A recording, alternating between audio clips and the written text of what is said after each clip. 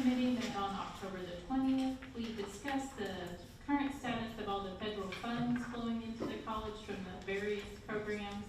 And between the students and the institution, we have approximately $11.5 million of funds left to spend. We discussed financing opportunities at the Flower Mound and Gainesville campuses and also in Denton County. And then later on this evening, you'll see the August and September financial reports and then the fourth quarter investment report. All right, thank you very much for that report. The next report would be the executive committee, and we did not meet this time.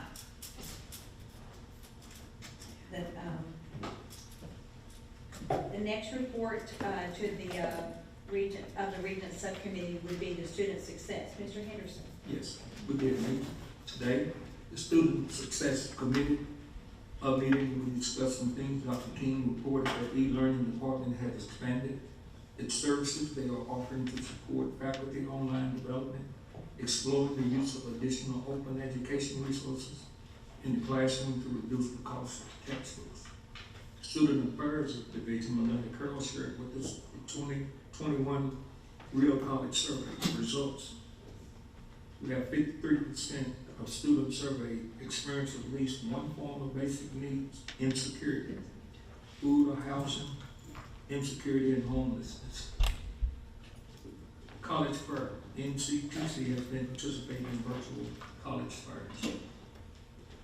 External Affairs Division, Debbie Sharp, shared that NCTC has received 2 new grants that will provide student success initiatives, including the Greater Texas Foundation, Emergency Aid Grant, Greater Texas Foundation, and the Department of Education. Talent Search Grant that will be partnering with Louisville High School students. 3 NCTC students attended the meeting to share their experiences at NCTC and how they were supported here. At the meeting, we had 2 students that from NCTC came to our success meeting, and they crossed the country run.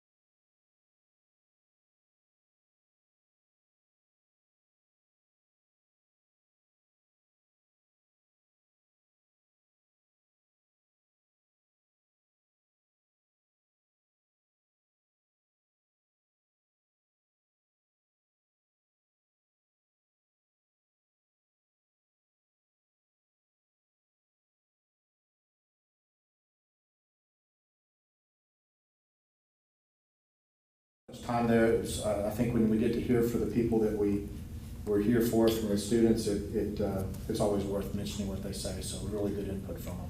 So thank you. Sorry, I didn't mean to take up so much time. Sorry, thank you. Very good. Thank you. Thank you for that report. All right, the next item under reports is the Chancellor's Administrative Report. Dr. Wallace. Thank you.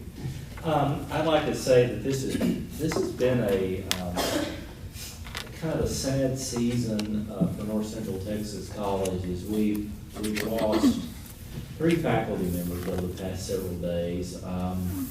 First, Dr. Paula Kent was an adjunct faculty member for 4 years for NCTC in our English and Foreign Language department, and she passed away earlier this month. But secondly, Dr. Njako passed away last week, I believe, early last week, and had served 27 years in the English department.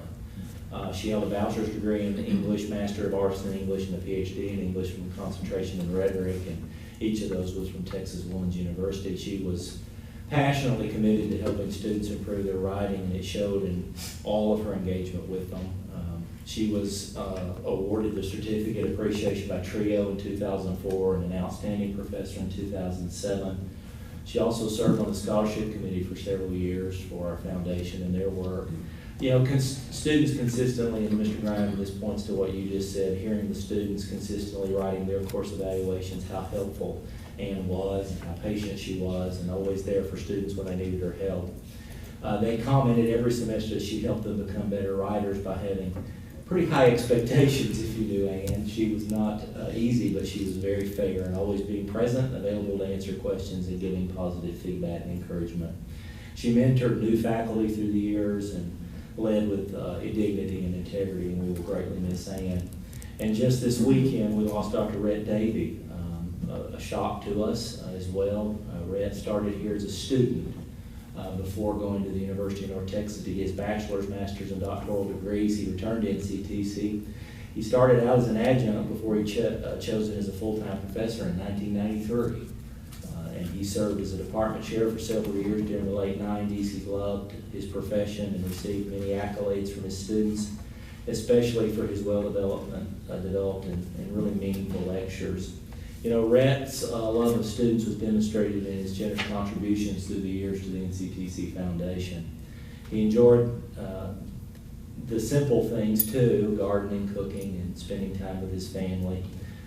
He was pretty good at the cooking. I mean, anybody can make a cheesecake is pretty impressive to me. He often talked about his early years in New Zealand and visited family there when he could.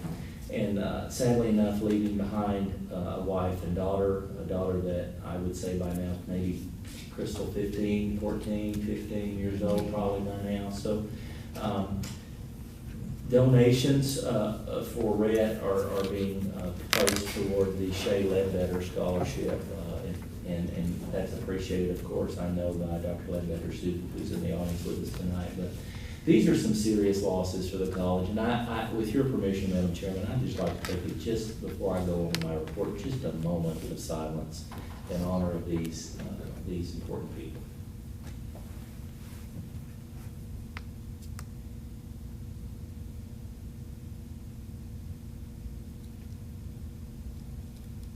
Thank you very much. Hard to believe, having worked with Dr. Jago and Dr. Davey for about 11 years almost now myself, that it's just really hard to believe. And so we miss them.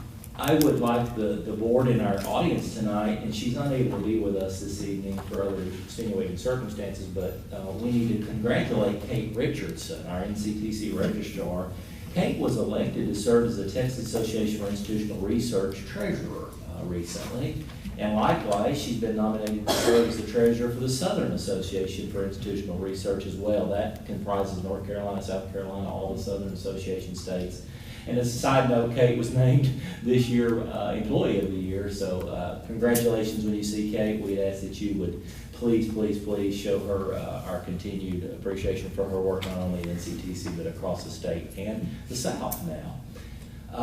Under the Texas Education Code, section 51.253C, I am required to submit a report at least once during each fall or spring long semester to the institution's governing board as a post on the institution's website as well, a report concerning the reports received by employees under Texas Education Code section 51.252 concerning sexual harassment, sexual assault, dating violence, or stalking is defined by TEC section 51.251, and any disciplinary actions taken under TEC section 51.255.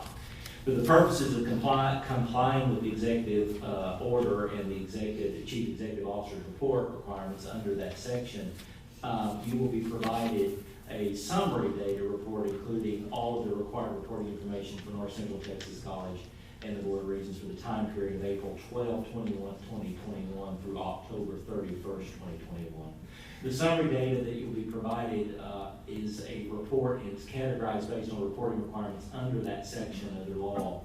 And the report received may be applicable in multiple reporting categories, therefore the summary data in cases may not add up to the totals that you see in certain categories. But the summary report is also posted on our website for the public reporting requirements under TCEC section 51.253C at nctc.edu/Title 9. Any additional reports received by the timeline coordinator don't meet the requirement reporting criteria in the Texas Education Code have been omitted for the compliance purpose of the specific report.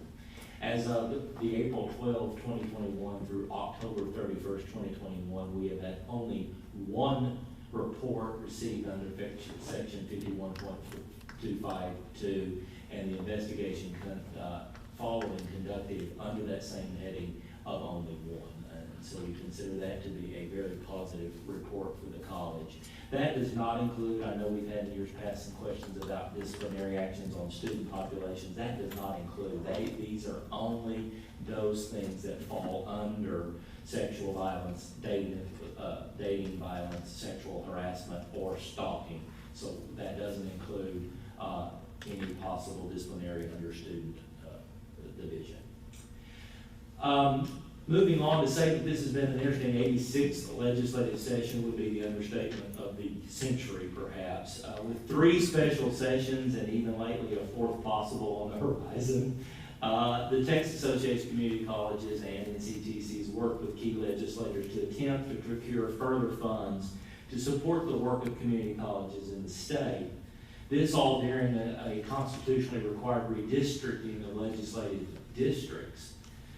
Of the $16 billion in federal funds that were awarded to the state, TACC had originally requested for community colleges $75 million for TRUE, which you've heard about before, and $250 million for what we called strengthening college capacities. Again, it was designated to go toward really helping students matriculate during the COVID pandemic and not stop out. After what I would consider to be arduous committee hearings and huge support from our elected officials, to include those that were supportive, Senator Springer, Representative Spiller, Representative Stuckey, and a very large thank you to Representative Parker for actually carrying the truth for all community colleges. On Monday, October 18th, the Conference Committee on Senate Bill 8, a bill to appropriate more than $13 billion of that $16 billion in relief, finalized its conference report.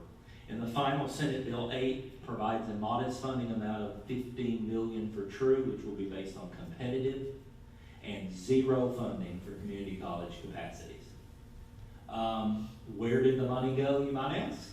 $7 billion. These are just some top line. There are multiple things you can reference in Senate Bill 8, the final report from Conference Committee, but $7 billion to unemployment insurance reimbursement, $2 billion to the state health services for COVID recovery. However, $325 million went to four-year university TRVs, $50 million went to Texas Tech University, $50 million went to the University of Houston and institutional enhancement, $3 million to the University of Texas of Austin for their Marine Science Institute student housing replacement. In the end, initial results looked that the universities received in the ballpark of $1.3 billion. I'm disappointed, to say the least. Community colleges continue to serve more numbers of students as a sector than the entire state four-year systems put together. We're building block on workforce education, yet we're continuing to be told that our greatest asset is our greatest weakness, that we continue to get the job done without the funds. I am concerned that in the future, small to medium institutions will no longer be able to compete as we see larger community colleges entering our service areas at lower costs. In the 87th session, we saw the passage of the Commission for the Student Study of the Community College Finance. So far, the governor has appointed Mr. Woody Hunt as chair and El Paso business leader, Dr. Mark Escamilla, the president of Del Mar College, and Brian Jones, director of professional development and learning at Odessa College. He is the TCCTA representative.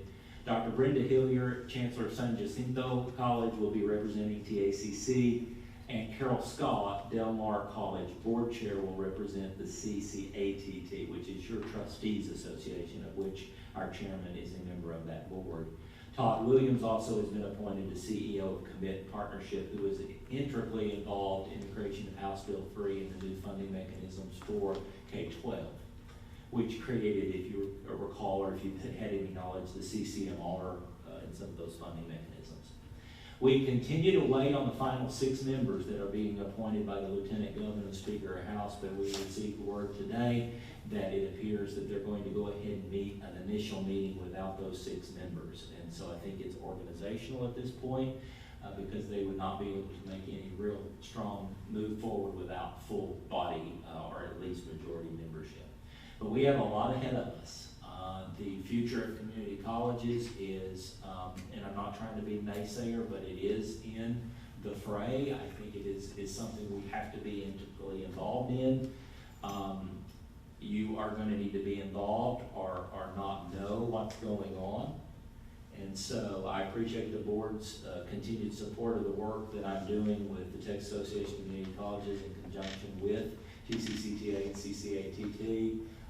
We're stronger together, and we have got to influence and we have got to show the state we are the most reasonable, economic, and I would actually add to that, most rigorous. Our faculty are far more qualified in many cases than our freshman courses at the university, and they need to continue to fund us so we can fulfill our mission. And so I'm open to any questions you may have about that work or any of those. Otherwise, that is my report for the evening. Questions? Okay, not at this time. Sure. More to come. Yeah. Thank you very much for your report. The next report is the financial report, Dr. Miller. Thank you, Madam Chair.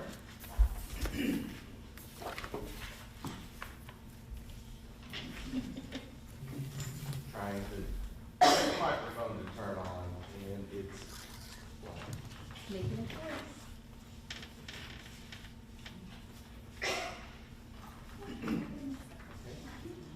I'll try to speak up for the people out in the, okay, since we did not have a meeting last month, you will find 2 months of financial reports in front of you for both August and September. And of course, if you have questions over either of them, I'll be happy to answer those. But to briefly go over some items, I would ask you to turn to the September report, about halfway back. And the first page of the September report is called Statement of Funds. And I wanted to call your attention to a brand new item that you will find on that report and will be there every month for the next couple of years. We've added a line for a special appropriation, and that is for the Medal of Honor Museum. As you are all aware, we are going to be essentially the fiscal agent for that project, and the legislature did fund a $5 million appropriation for that facility. And we found out in the month of September they were actually going to give us the entire annual appropriation at one time, and that came in September. So you see a balance there of $2.5 million for half of that project. And next September, we expect to get the other half. But within the coming months, as that project kicks off, we will start having expenses. And so you'll see this account fluctuate, mostly go down as those funds are spent, but maybe an occasional addition there as well. On the second page, or the page that's right after that, the budget comparison, we just started the fiscal year, and each year that we do this, because of closing the year and getting the old year closed and the new year open, some of the books it's very difficult to pull some of these numbers out of. I'm very confident of the use of funds, the expenses. Those numbers, I'm certain of their accuracy. Thank you. But as far as the revenues, had I supplied numbers for you, I would have had very little confidence in those, so I didn't even try. So you can see there that we have all zeros for revenue, but assured we are receiving money. In next month's report, we should have those figures up to date. A couple of pages further, Usually every month we have one or two budget adjustments over $50,000, but during the first month is when we go into the budget and we start adding all of the grants. And we've got quite a few grants in between what I would call typical grants that we have, and then some of these federal grants for COVID-related type funding. So virtually all of that activity is movement that is going on early on, just to make sure we get those numbers into the budget. And then next, just the cash flow report. That's always a great report to look at. And yes, there is a significant increase there. Do remember that at least $2.5 million of that is Medal of Honor dollars that will show up in our cash flow report, but we have them set up in that separate account to keep it separated from the other college activities. Any questions that anyone might have?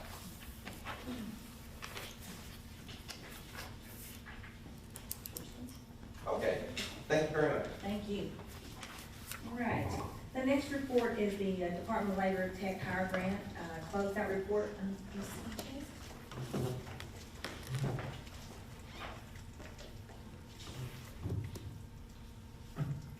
I want to thank you all for this opportunity to share the culmination of several years of hard work and dedication from a truly student-centered group of uniquely qualified staff that I had the pleasure to learn from every day. And we worked every day with the understanding and, more importantly, with the confidence, knowing that we stand on the shoulders of those who came before us down similar paths. Susan Savane, Debbie Huffman, Donna Uptergrove, and Debbie Sharp. We want to particularly thank them for guiding us through this grant process and for really allowing us to explore the outer boundaries and possibilities so that we could serve our students at the highest level. There are certainly a number of areas at the college that supported us through this process. I must thank Ashley Taylor and her team for the ongoing distribution of more than $1 million in tuition and fees. That was certainly a task, and Ashley and her team worked with extraordinary patience to help us through the 5 years that we were doing that. Together with the aforementioned faculty and staff and many, many others, we were able to do a lot with the $3.9 million we received, and we were able to receive regional and national recognition on a number of occasions. For example, we were asked to share our grant model with other institutions so that they would be able to implement them at their local areas. We were selected and invited to present our business partner strategies at the National Department of Labor convening.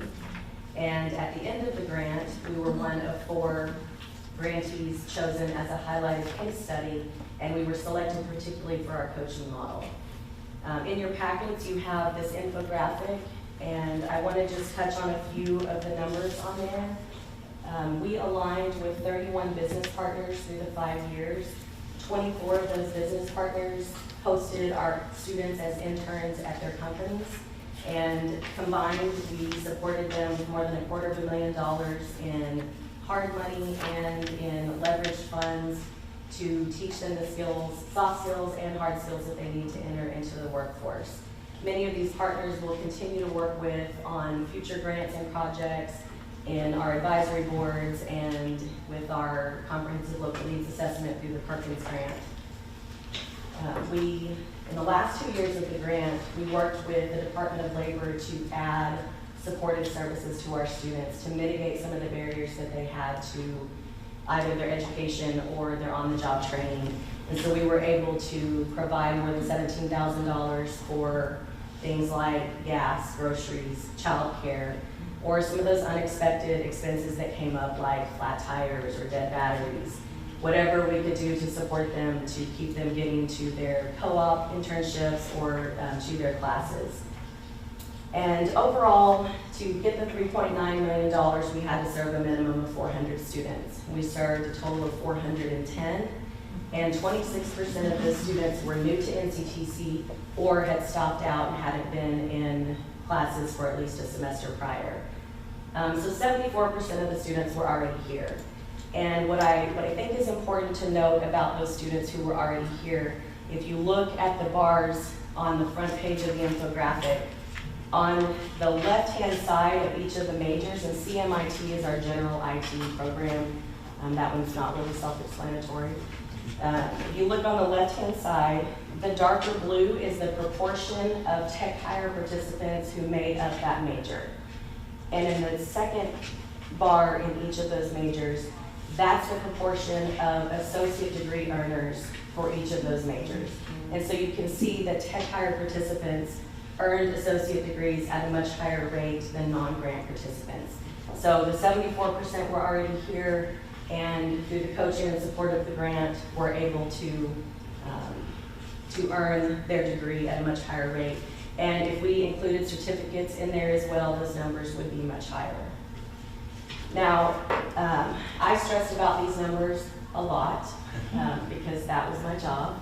And together with our team of coaches and the leadership that we worked under, we worked diligently to find ways to reach those numbers. And we did reach them. And what I want to do right now is take a moment to kind of think about why those numbers really matter and why I feel like our coaches and advisors really have the best job when they're working with these students to help them change their stars.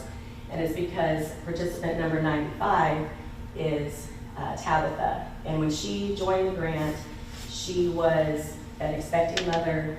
Her family was living basically on eggs, and any additional food that they had coming in, the family left to her because she was pregnant. Her and her boyfriend were supporting his preteen siblings because their mother had passed away within the year, and she wanted to make a change for her family.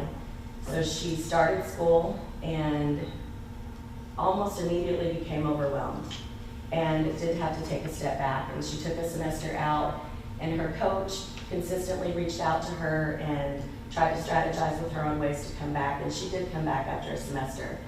And she was able to earn her degree and earn certifications along the way.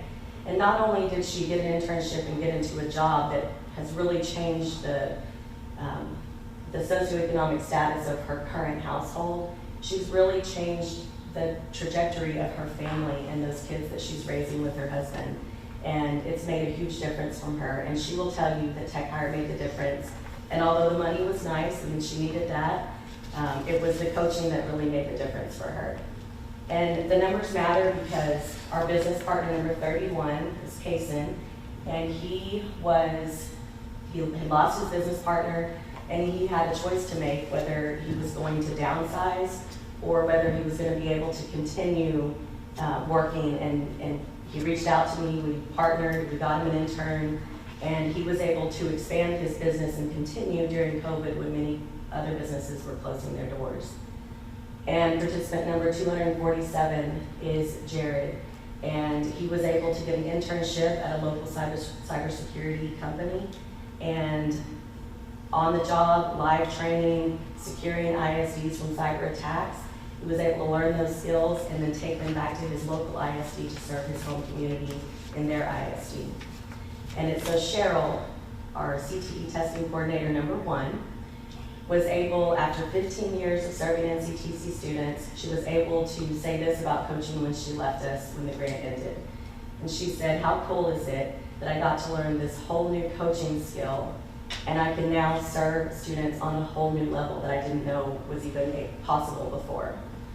And so we learned a lot through this grant. We learned a lot as individuals, we learned a lot as a team, and we learned a lot as an institution. And Chester Brown is going to continue with us. He was a coach in the Tech Hire Grant, and as he and I work on our new goals with the Perkins Grant, we will continue to count the dollars, we'll continue to count the students, of course we'll continue to count the outcomes, but we will do so knowing in our hearts and in our minds that at the forefront of everything is always going to be these student stories that count the most. I thank you so much for allowing me to present to you tonight.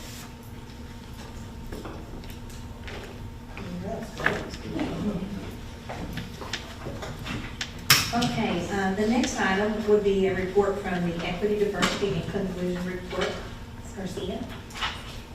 Hello, thank you for your time today. I also want to give a quick thank you to Dr. Wallace and Melinda. We've been doing so many good things here at NCTC. I can't stress that enough. And then also allowing us to have a seat at the table to where we are actually having conversations with these wonderful people here in front of you, to allow us to speak and have these really great conversations like we had one today. So I'm just quickly going to go over this part of your packet. Just to give you a kind of an idea, a lot of times when we talk about the employee resource groups, I think it kind of gets, affinity groups get thrown in there. So just kind of separating, giving you an idea of what they really are. So affinity groups, counseling and advisory departments are over affinity groups. They're a resource for students on the website. Anybody and everybody can be an affinity group advocate. You just provide your picture, you say a little statement, and then there's a person that looks like you, or representation here at the college, right? There's someone that you can go and ask, random question or whatnot. Oh, that person looks like me, I can contact you. Now, the student success coaches do 2 to 4 activities an academic year to provide that engagement level for those particular types of students. But these are purely employee ran. So when you go into the next page, we have the employee resource group. Here at NCTC, there are 3. There's AAI for our African American, Black, and academic descent group, ALMA for Latinx community, and then PEAK for all LGBTQ+ community. So each of these not only help look at policies and procedures that affect us as employees, but we also support student organizations. So there are active members on there that will be the student organization advisor for their respective student group. So AAI supports Black Student Union, ALMA supports the Latino Leadership Council, PEAK supports Spectrum Alliance. And then if you kind of go over to the next page on 4, you can kind of see how we all kind of feed into that particular student organization. So it maybe, a student contacts the Black and African American affinity group, and then that advocate gets them connected to the Black Student Union, where the student organizations create events on their own. That the student organizations, they're solely ran by students. There are some events that are primarily ran by employee resource groups to get the students involved and get them engaged and then get them connected to the student organizations, and then also to provide a sense of community for ourselves, if that kind of makes sense. Both the employee resource groups and the student organizations are ran by me, pretty much. And then if you look over to the next, the final page, page 5, these are some organizations that we have partnered up with. There's Achieve the Dream, there's the North Texas Community College Consortium, UNT, Safe Zone Project, and it'll kind of give you an idea of what, at the bottom, how we partnered up with them. Those particular organizations have been more of a long-term, not commitment, but like a long-term partnership per se. Whereas there are other organizations like, for a Pride celebration, we invited friends and family out to table. That's what I mean by that last bullet point where it says all other organizations are on a temporary basis by invitation. We've invited our awesome panel discussion for the Latinx perspective, overcoming obstacles, where Dr. Wallace was the moderator. We invited coincidentally, they all ended up having to be the ISD employees. And then Prison Healthcare North Texas, we invited them to the Pride celebration. Timely MD came, things of that nature. So that's what that last bullet point means. And then I also have May Mitchell here. She helps with both AAI and Spectrum Alliance as well. And the Black Student Union. And we might have some employee resource group, other employees that are a part of these groups as well, like Becca, who's awesome at data. throwing that out there. If you don't have any questions, I'm so sorry. First of all, I love the, everyone counts, cover page. I think that's awesome. Because I think if we can keep all organizations, employees, students, supporting the mission of the community college, then we're probably going to have success from every point that you can consider. And so I really like your first page. I appreciate that a lot, actually. I guess also, this is not your only job, I guess. No, so I guess my role at the college is I always say to advocate and engage. Yes. So whether that be employees or students, it's kind of. Okay, so, Yeah. so we spend a lot of time trying to make sure everybody feels welcome and is included and everything. Yes. So, and I guess other people from, you said other employee groups also participate. Yes. So there's a lot of effort put forth by various people throughout the organization to support. Yeah, so that way it doesn't feel like an office of one or two. It's- Correct. They're all voluntary basis. They don't get paid Okay. anything. Their work outside of college hours are all voluntary. They don't get paid or anything like that. Very good. Yeah, so equity, diversity, inclusion you can see across the district. Good. That's very good. And we approve everybody that comes to campus, and we go through a process of. So right now, we had just had this conversation actually to where the ERGs are going to formulate an actual procedure, and then we are going to come back to you all and, you know, go up the chain of command, of course, and then come and present that to you all for approval, final approval, to make sure that these are the procedures that we're going to be adhering to across the district, not just EBI.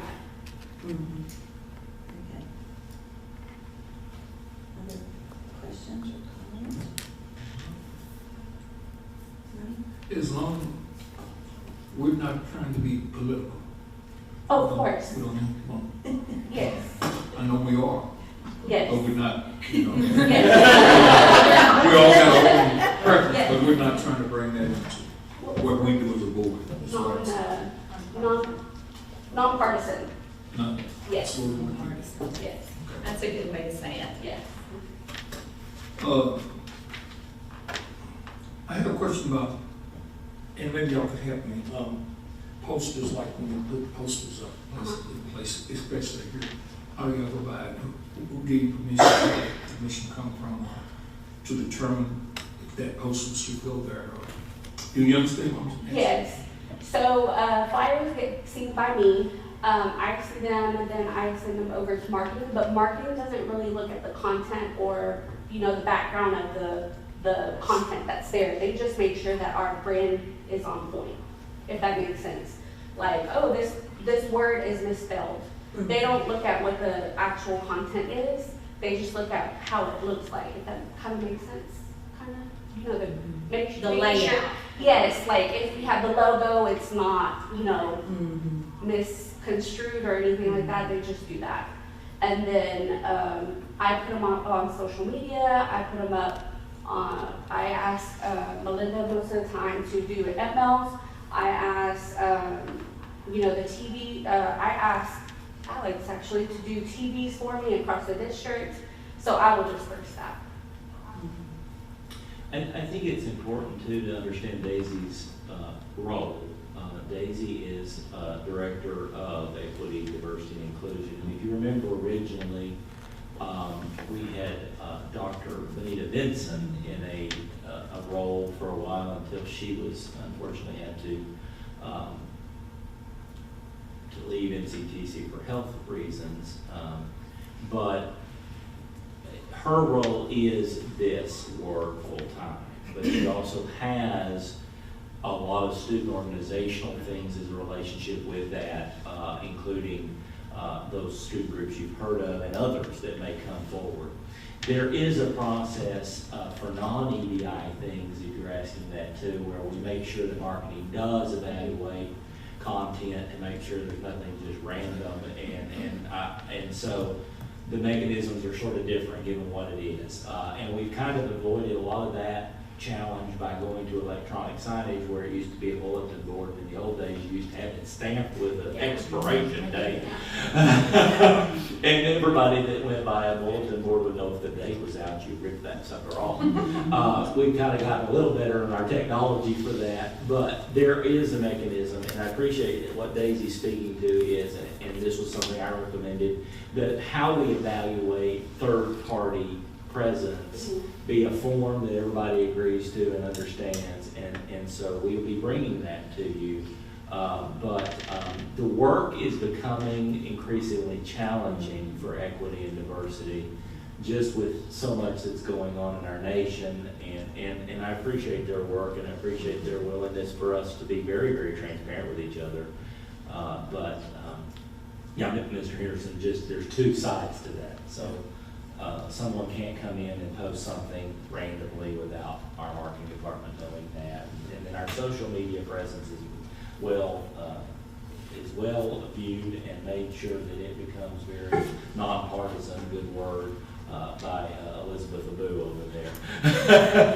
She gets that in general. Questions? No. Thank you for your report. Thank you. All right. So the next report would be the spring 2021 institutional enrollment and the Red River Promise Program. Ms. Carol. Well, thank y'all, and thank you, Daisy, for your, all the work that you do, and without hesitation, and you're considering it as a board, because the equity work is hard. It's challenging, and, you know, I think we're definitely committed as an institution, so thank you.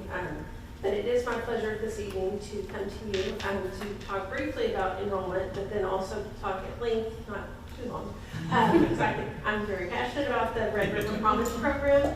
But just wanted to give you a quick update where we are with enrollment. We are currently in the fall semester. We're about 12% down. We're at 8,100 students is where we are with fall currently. We do have mini semester enrollment still for the December semester that we're beginning. But we are also currently, there's always registration and there's always enrollment numbers to present. But we are currently registering for the spring of 2022. And we have a little over 1,800 students enrolled for a semester that will begin in January of 2022. So we have a long way to go, but we are encouraged, and we're doing recruitment fairs. We're actually out in the high schools. We're doing virtual college fairs like that we discussed earlier. But we're trying to do some things differently to really continue to meet students where they are. And one of those programs that we're doing is actually the Red River Promise program, and we have a packet in front of you.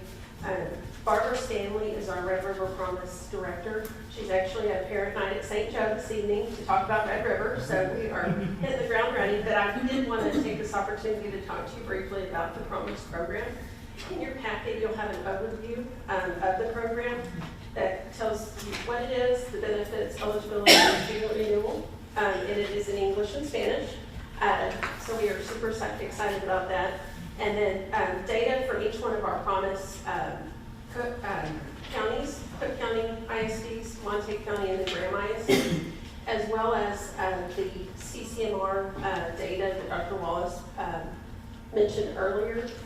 And this is the data that we have been presenting to the high schools as we're going to talk to superintendents. We're talking to the board, different boards. We talked to GISD, Gainesville ISD board, and Munster ISD board last week. We're visiting individually with the high school counselors and principals. And we're taking a very different approach, I feel like, with this program. And because it is really targeting our rural communities in Cook, all of the county ISDs, all of the Montague County ISDs, and then Graham ISD. But what we're wanting to do through the program is to actually build a stronger college-going culture, produce students ready to achieve their goals, and provide well-educated and trained graduates to strengthen our workforce. It's about increasing the college-going culture, but it's really also about workforce and career and technical education as well as academic. And that's where Barbara is really going to be a dynamic strength for that with her work previously in her role as the CT Joint Credit coordinator. So lots of, you'll be able to meet her next month if you haven't already met her. But together, we are partnering with the Rural Community College Alliance and Economic Mobility Systems through the grant that we did receive through the Greater Texas Foundation, where we're creating a promise model and really tailoring it for each community. We're wanting to know with the high schools how we can reach parents and their students and the high school in general about how we can really meet students where they are through educating the students about college and what that means. And the vision for the program is to create an affordable promise program to produce stronger college and workforce outcomes. So we really want to focus on both of those. And then the mission is, again, to build a stronger college-going culture, looking at the workforce also. The Promise scholars who all meet eligibility requirements will partner with the success coach. You've heard from Ms. Sanchez, you've heard a lot about success coaching this evening. And this program will actually allow seniors to be paired up with a success coach. And they'll develop that connectedness their senior year. And they'll foster a connection with someone at NCTC, even if they're not planning on attending NCTC. The scholars will also receive a last dollar scholarship to cover 30 hours of tuition and fees each year for up to 2 years. So it's a total of 60 hours beyond their dual credit. So if you have dual credit students, it's beyond dual credit also. The objectives, again, are to increase college-going culture, to empower students on their college and work journey, where we're actually walking alongside with them and really walking alongside the counselors and the principals in the high schools to really support. And we want this to be a sustainable model past the 3 years of the grant also. But it is also to increase the CCMR data that you see in front of you, to increase stronger college readiness, FAFSA, or financial aid completion. That is a graduation requirement, so it kind of fits alongside with that for our ISDs where they have to complete a FAFSA or opt out. And then also increase college enrollment, whether it be at NCTC. Of course, that's where we want them to come, but if they choose another institution, we're going to support them along the way. We want them to pledge to themselves. That's really what we're telling the ISDs, and very committed to that, where they really have to pledge that they're committed to doing something beyond high school, and then they have to tell us no, no, I'm not going to do that. But we really want the buy-in from the parents and the students, where it's reaching those students who don't consider college, and really looking at middle to lower income individuals that may, before loans were the only option. This is going to allow students to apply for Pell, apply for NCTC scholarships and other scholarships, and then through the program, it will be a last dollar scholarship, last in scholarship. So there won't be anything out of pocket. At least that's the goal for us through the program. And again, it's to streamline. We've talked a lot, I feel like, within our subcommittee, work with you as the board, and then also through our board meetings about the barriers to enrollment, those challenges to enrolling at the college. This program will going to work to really streamline that process through a couple of programs also that we're going to be funded through this grant using AI technology with texting, where they're going to, once they do something, do the pledge, they do an application, they're going to get increased communication from NCTC. So it's not a month down the line whenever they hear from us. It's going to be more immediate and instantaneous. But then also working with high schools also to have Greenlight. That's something that I think you guys have heard. And then Salesforce. So the high schools and the college will be looking at the same data, but it's going to be it's same data and same platforms. So it's going to eliminate some of those barriers of this is what the high school sees and this is what NCTC sees through technology. We're wanting to really bolster that because we've heard from other colleges that are bigger, obviously, in the urban community like Dallas and Alamo colleges that have a strong program. So we're wanting to tailor this for rural communities. And then the final component of this, at least for the student side of it, is the university partnerships also that we're working toward creating with universities so far: Texas Women's University, Midwestern State, UT Arlington, UNT Dallas, Texas A&M Commerce, and then West Texas A&M. And we're working toward other partnerships as well. But we're wanting to either do a direct path into these universities. They're going to become a Red River Promise student. That doesn't mean they have to be an NCTC student. If they want a direct pathway into the university, that's great. If they want to stay with us and then do a pathway from NCTC there, we're going to encourage that as well. But become a Promise Scholar. So just wanted to give you a brief overview about this. You're going to hear a lot more about it, I think, next month as well. We're working on some really cool infographics with Debbie's team and looking at the donor perspective, because there's a big piece of that also that I know many of y'all have heard about as well. But just wanted to give you a quick overview about this and, let you know, hopefully you've already been hearing about this. Again, we're going to work through the program to really celebrate our students and celebrate our community. From a board perspective, I don't remember, and Debbie helped me if I'm wrong, I don't believe we've informed the board of, and you may have done it in your quarterly report last month, we received a grant from the Rural Community College Alliance combined with their partnership from the Greater Texas Foundation. That is funding for us, Tyler, Grayson, the administrative cost of this.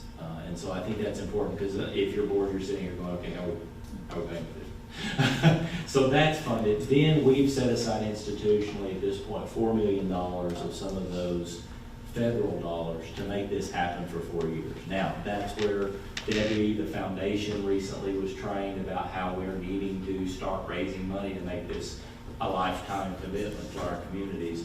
But we're really excited about that. And I know we're guilty, I'm guilty of this, so that just in case you're not into our lingo, CCMR, Career College or Military Ready, and that was based out of the last big work you heard me speak of earlier of how there's extra funds now for K-12 if a student graduates college ready, or if they go into a career, or if they go to join the military.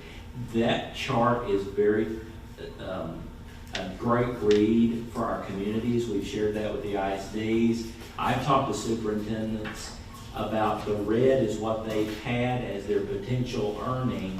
The blue is what they could have earned in revenue through CCMR. And so using some of those funds to help bolster the Promise program. We're really excited about this program. And another piece of data that we have been providing, in addition to what Dr. Wallace, 5 ISD that we've been really making it more narrow to each ISD, is actually looking at the Texas Higher Education Coordinating Board data as well, of those students that we can track where they are going within Texas, but then also looking at those that are not trackable, because those are either students that have joined the military. The ones that are trackable mean they've gone out of state, they just don't know where. But it's those, and it's usually a pretty good number of students that they're not going anywhere, or they're, for whatever reason, they're reported differently. But the tools that we're going to have, that we're going to share and work together with the ISDs, are going to allow NCTC and the ISDs to really track the students through the National Student Clearinghouse data that's going to show student loan information. So if they don't, they'll be able to see their student and really track where they're going. But it's going to allow us to target those, for instance, at Munster, there was about 15 that were not trackable, which is about, 30% of their student population, meaning they didn't go anywhere. So we want to really target those students to give them some direction of, what they're really, put the idea and change the culture within their families also of college may be for me, that it's not just an automatic, it's not for me because I couldn't afford it whenever I was in school. Their parents, that mentality. And something that I did not mention, I don't really think it's somewhat, it's stated in your packet, is that this program this year we've kind of flipped it, where we're starting with seniors this year. The normal plan would be starting with freshmen. So what we're going to do, we're starting with seniors now, but in the late spring, we're going to pick up the cohorts of sophomores, juniors, or freshmen, sophomores, and juniors, and have them pledge and give information to those students. So next fall, we'll start with freshmen, and we'll do programming as freshmen for each one of those grade levels, so that way they hear about NCTC, they hear about that River Promise, and they really start giving back to their community, because a component of this program is the community service aspect. That's really the major thing where it's going to make them feel connected to their community, whatever that looks like, and to their ISD, and really to giving back. So that's a huge part of it that I don't think I really mentioned. So I know from attending the foundation retreat, there were a lot of excited people walking away from the presentation that Dr. May provided for us. And then ultimately, the plan that's already laid before us tonight, there was great excitement about what this could bring for our future. Well, and I think it's important too to understand that there's some concern about the word free. I don't define this as free community college. I define this as incentivizing a college-going culture. And there are restrictions to if you don't maintain a GPA once you're here. If you ever drop out, you lose that free, that tuition incentive. And so that encourages me to say, hey, we can really shift in these rural areas the notion that college is for everyone, even if that's a workforce certificate. But if it's a full Associate of Arts, that's too offered to you. We've had a lot of questions, and it's getting out there, and we thought we better get it before the board before it took a life of its own, because there's a lot of excitement among our ISD partners about really shifting this to a positive way for students. We're next steps, I know that Melinda and even I'm involved in this quite a bit because it's a lot of superintendent conversations, but we want to engage our faculty in this process. And we plan to reach out, and I don't know if we've done it yet, but to Dr. Levitt, this faculty senate, to say, let us tell our faculty senate about what this is and what it isn't, because you should be seeing better prepared students in at the freshman level coming in, we hope, because there's some real concerns about where we're going to be in the next couple of years of college preparatory placement. So. And sorry, yes. I feel like I could just keep going. I know we can go all night on this. But something that we have just recently partnered with through Student Affairs and Instruction at NCTC really did evaluate the Texas College Bridge program through TEA, which is a component where it's allowing students to become college ready through a self-paced program. All online through the TEA, but that's also going to allow high schools and allow high school juniors and seniors to become college ready on a self-paced basis. That was a direct result of COVID. We did evaluate it, and we just recently partnered with them. So just wanted to share that as well. And the green light and the Salesforce are also included in the grant that's being paid for the, and there's a lot of excitement about our ISDs being able to track a student. They just don't have any way of doing it. And maybe by either, I know it won't be enrolled, we're getting trained on it within the next month or two, but maybe by spring we'll be able to provide some of the data to you all as well, so you can actually see the reports. Because that's really a selling point, not only for you, but also the, the education foundations, the boards and things like that. We visited with Forsberg and looking at Chancellor, because Mr. Chancellor there said these are things we could show our education foundation, and it's absolutely, you're going to be able to see a lot of really rich data and infographics and things like that. So. And one final thought, because we're taking a lot of your time, I want to make sure that people don't believe this is a dual credit program. It is not a dual credit program.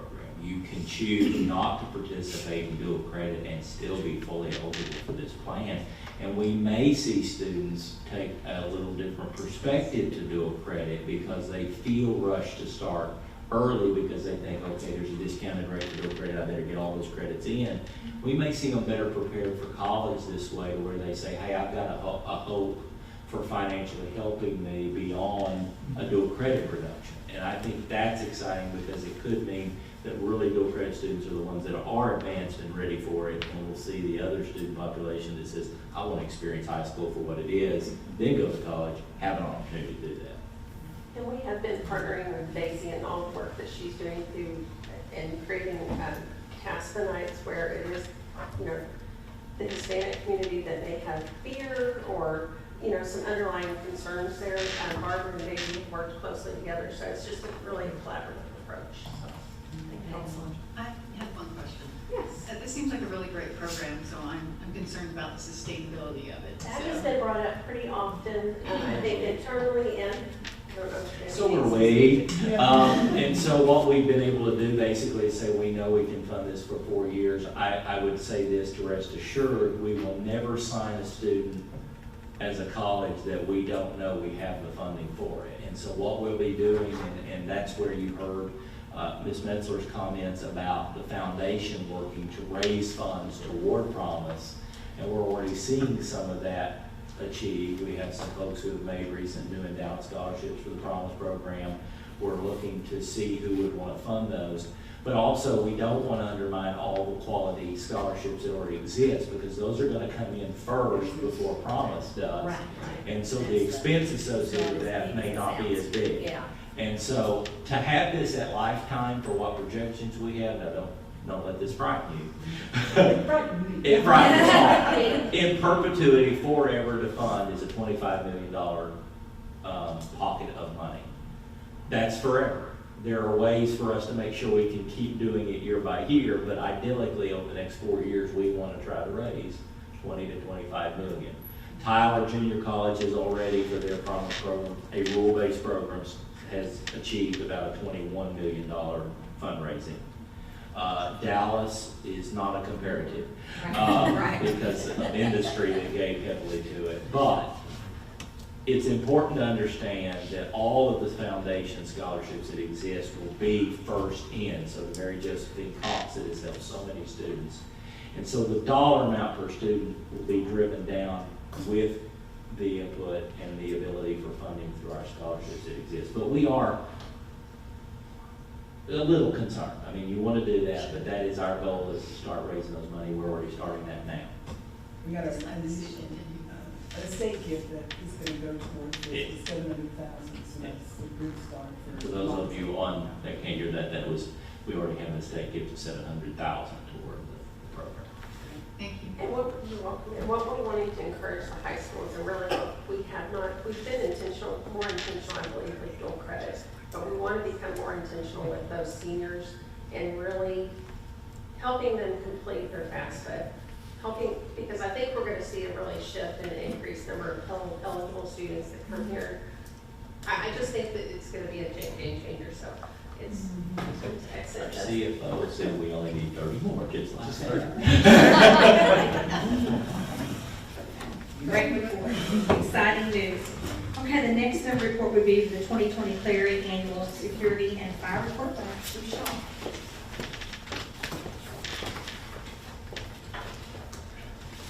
Madam Chairperson, Board of Regents, good evening. My name is Nicole Shaw, and I serve as NCTC as your Chief of Police and Director of Public Safety.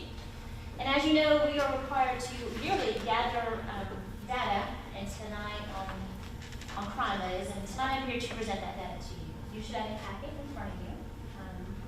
Along with the report for 2020, you also have the past 2 years to compare the current numbers with. And I'm happy and proud to announce that our numbers for 2020 were 0, down the line. Maybe COVID had a slight bit.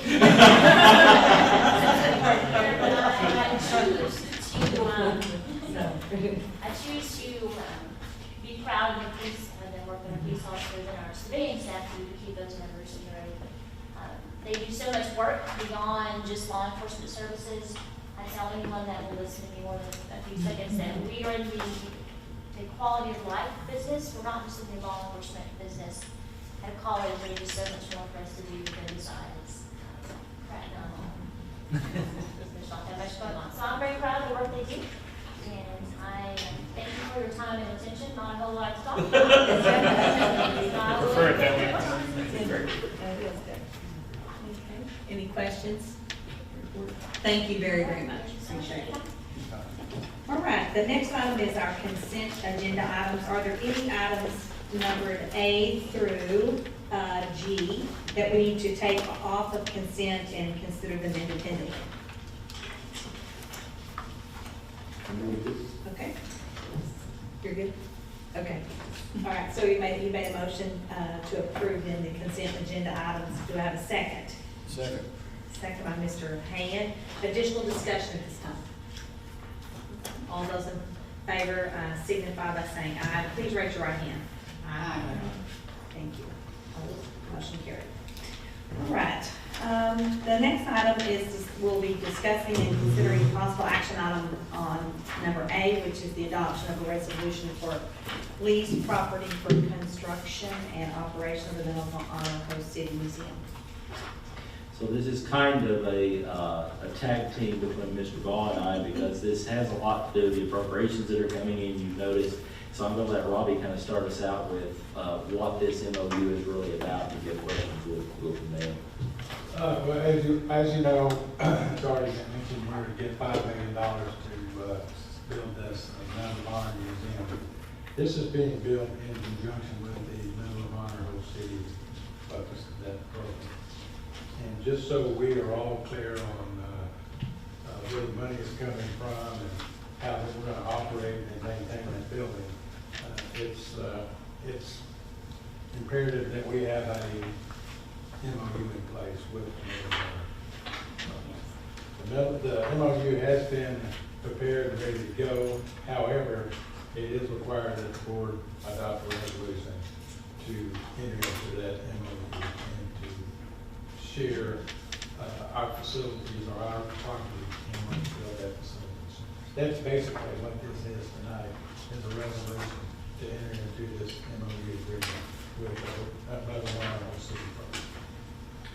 So I would note on page, for example, there will be some things that we will have to fill in at a later date. So if you look at page 2, for example, we are still negotiating the finalization of square footage of wall space, for example, so you'll see some X's there that we would fill in once finalized architectural design. But you will still have to approve as a board any architectural contracts and any kind of building contracts, so you'll know those square footages when you do that. You also will see on page 3 of 5, annual payment is still under discussion. Again, until constructed, it's going to be difficult for us to know what that might look like. And so that is left blank. And I think those are the 2 areas in which you may see some X's that could be unclear to you. But we need the MOH agreement, as Robbie pointed out, because we are starting to already have questions regarding bequeathing the museum items. And so we're concerned about, till we get this settled, and I visited with Mr. Moore today, in fact, and we're going to try to do this, then this will go to theirs, so for their approval, so we can kind of begin to move forward, because they're already getting questions from those that would like to leave memorabilia. And there's 2 sides of that. Some are wanting to put those on loan, and some are wanting to actually give to the organization. So we want to make sure that we're legally checking all those. The primary purpose tonight is to approve the resolution. Yeah. Sure. And we'll deal with the MOU once we get the resolution. You do need a motion for the approval. I move that we accept the memorandum of understanding as presented. No, the resolution. Resolution 2. Resolution then. Yes. I'll second. Resolution. Okay, so we're approving and adopting the resolution. Mr. Hayne made the motion, and Erica. There's more work to be done on the Medal of Honor. Yes, yeah, and Erica did the second. Additional questions or under, at this time? Okay, how about all those in favor to saying aye, raise your right hand. Opposed? Motion carried. Okay, thank you very much. All right, the next one would be the consideration of a contract for the construction of the purchasing building. The college would like to move forward with consolidating all of our purchasing and receiving into one central location to serve all of our facilities, our 6 campuses. And in order to do that, we're going to have to build a new building. And right now, we're looking at about 8,000 square foot facility. As a matter of fact, it will be an 8,000 facility because we've already poured the slab and we've got the foundation ready to go. We did all of that out of our budgeted maintenance fund. A lot of this work is going to be done by our internal maintenance staff, but we are going to have to build, purchase this,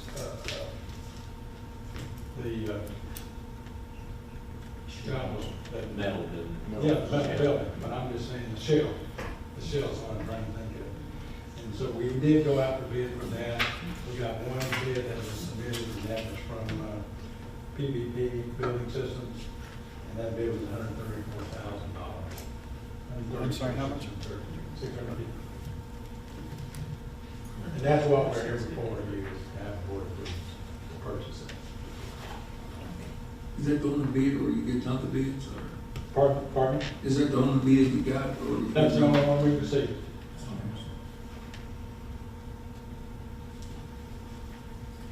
You and I have had an opportunity during the discussion of the Medal of Honor building also to go over this a little bit, and I'm on board completely, understand what y'all are trying to do. The necessities obviously there, I'm sorry you only got one bid. However, you gotta have the building, so. And this is to furnish and erect the building. No, it's just the shells. What did we budget for this? We did not budget for the shell. Now, we budgeted funds in our maintenance budget to do the internal work, the work that we're gonna do. We had proposed to use our lost revenue funds. Okay. We are in an interesting situation, and Dr. Miller could attest to this as well. We're in an odd position in which, because of the federal monies, you can capture lost revenue, and yet that is not something that you sustainably can place in a budget. Does that make sense? For example, someone might say, well, why are we using it on a facility, or why are we upgrading something rather than maybe hiring more people to do some of the work? Is because these are one-time funds that we don't have the way to sustain as their one-time offering. And we've given most of it, honestly, back into the student pocket, and then we've got some other things we're wanting to try to do with these funds that are meaningful not only to students, but to staff and faculty. But yeah, it's part of that. And we have talked about this building for several years, Yes, actually. right. There are items scattered kind of throughout several campuses, and so this is needed to be kind of the central receiving and distribution facility for all of the college. And Mr. Graham is really correct there, of course, but also Ms. Morris, you'll remember these were part of the findings that the Finance Committee was presented by Whitley Penn about centralizing the process itself in our accounting, in where we have one singular area which it's done rather than departments having to try to negotiate how to buy paper or how to buy, a print, those things. So that's also part of that plan. All right, so we would need to entertain a motion if someone chooses to make one for the contract for the construction of the purchasing building. This is for the purchase of the building, correct? Yes, And we will contract with somebody to build it out. build We'll do it. as much as we can internally with our guys, Okay. and plumbing we can do, electrical we can do, and we'll probably have to sub out the framing. Actually, erecting. I move that we move forward with the purchase of the building system by PVP. Okay, we have a motion by Mr. Grimes. Do we have a second? Second. Second by Mr. Henderson. Additional discussion? All those in favor signify by saying aye and raising your right hand. Aye. Opposed?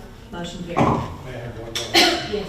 This is not related to this, but I did lay at each one of your tables the tax abatement guidelines. That's for you to read. If there's any changes that need to be made, let me know, and remember we'll approve the new guidelines, tax abatement guidelines. Thank you. All right, the next item is executive session, and I do believe we'll have one this evening, so I'll need to read this statement. The board will now recess this regular meeting and go directly into executive session as provided for in the following Texas government codes. Section 551072, deliberations about real property, and Section 551074, personnel matters. Thank you very much. I think we'll stay in here and we'll ask the audience to leave at this time. Thank you.